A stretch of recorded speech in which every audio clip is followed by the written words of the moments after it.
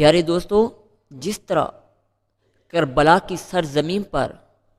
حضرت امام حسین نے اپنے خاندان کو شہید کروا کے اپنے نانا پیارے آقا صلی اللہ علیہ وسلم کے دین کو اپنے خون کے ذریعے شاداب کیا، اسی طرح میرے پیارے آقا صلی اللہ علیہ وسلم کے دور میں میرے پیارے آقا صلی اللہ علیہ وسلم کے جاں بازو نے جس طرح دین کی ابتدا میں مشکلات کے ساتھ کھڑے رہے، بلکہ اپنے خون کے ذریعے دین محمدی کو اور زیادہ روشن کیا۔ پیارے دوستو، جب اسلام کی بات آتی ہے، جب دین محمدی کی بات آتی ہے، تو سب سے پہلے جنگ بدر کا وہ مقام یاد آتا ہے۔ پیارے دوستو، بدر مدینے میں تقریباً 80 میل کے فاصلے پر ایک گاؤں کا نام ہے، جہاں زمانہ جاہلیت میں سالانہ میلہ لگا کرتا تھا۔ یہاں ایک کنواں بھی تھا جس کا نام بدر تھا، اور اس کے مالک کا نام بھی بدر تھا، تو اس وجہ سے اس جگہ کا نام بدر رکھ دیا گیا۔ اسی مقام پر جنگ بدر کا وہ عظیم معرکہ ہوا جس میں کفار قریش اور مسلمانوں کے درمیان سخت خون ریز لڑائی ہوئی،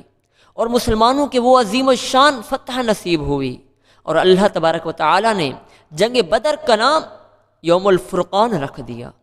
اسلام کے 313 جانبازوں نے کفار مکہ کے 1000 کے لشکر کو مات دے دی، حالانکہ ان کے پاس صرف 2 گھوڑے تھے۔ یہ معرکہ 2 ہجری 17 رمضان المبارک بروز جمعہ مبارک کو ہوا تھا۔ غزوہ بدر کا رونما ہونا قرآن پاک میں اسے یوم الفرقان کا نام دیا گیا ہے۔ اس جنگ میں مسلمانوں کی تعداد صرف 313 تھی، جن کے پاس صرف 2 گھوڑے،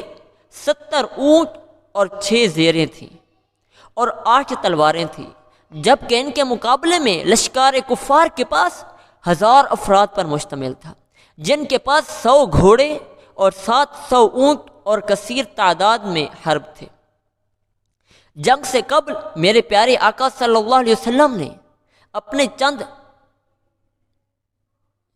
جانثاروں کے ساتھ بدر کے میدان کا ملاحظہ فرمایا، اور زمین پر جگہ جگہ ہاتھ رکھ کے فرمایا کرتے تھے، یہ فلاں کافر کے قتل ہونے کی جگہ ہے، اور کل یہاں فلاں کافر کی لاش پڑی ہوگی۔ چنانچہ راوی فرماتے ہیں، وہی ہوا جیسا میرے پیارے آقا صلی اللہ علیہ وسلم نے فرمایا تھا، اور ان میں سے کسی ایک لکیر سے بھی برابر کوئی تجاوز نہ ہوا تھا۔ کیا شان ہے میرے پیارے آقا صلی اللہ علیہ وسلم کی کہ اللہ تبارک و تعالیٰ کی عطا سے ایک دن پہلے ہی یہ بتا رہی ہیں کہ کون کون اس جگہ پہ مرے گا۔ اس رات اللہ تبارک و تعالیٰ نے مسلمانوں پر اونگھ طاری کر دی، جس سے ان کی تھکاوٹ جاتی رہی، اور اگلی صبح ہی اللہ کے حکم سے بارش نازل ہوئی، جس سے مسلمانوں کی طرف ریت جم گئی اور پانی کی کمی بھی پوری ہو گئی، اور تمام رات میرے پیارے آقا صلی اللہ علیہ وسلم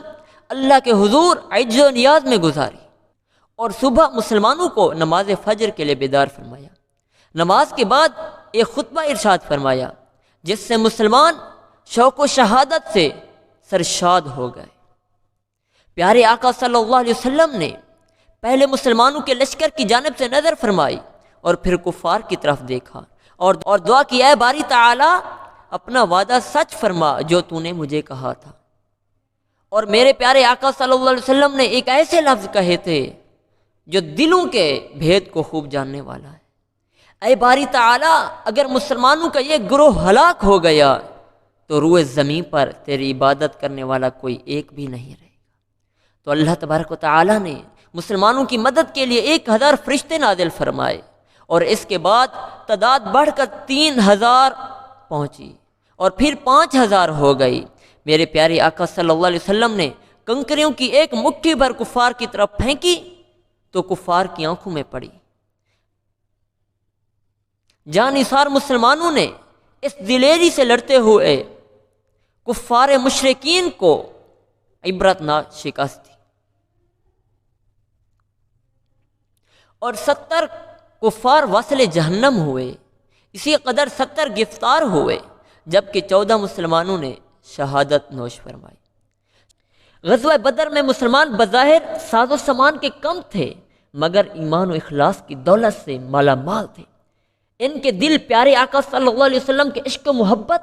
اور جذبہ اطاعت سے لریز تھے۔ کاش کہ آج ہمارے دلوں کے اندر اس طرح کا جذبہ پیدا ہو، کاش کہ ہم جس طرح مسلمانوں کے اوپر ظلم و ستم کے پہاڑ گرائے جا رہے ہیں، کاش کہ ہم مسلمان متحد ہو جائیں۔ تو متحد ہونے کے بعد کسی کے اندر یہ جرت نہیں ہے کہ مسلمانوں کو شکست دے سکے۔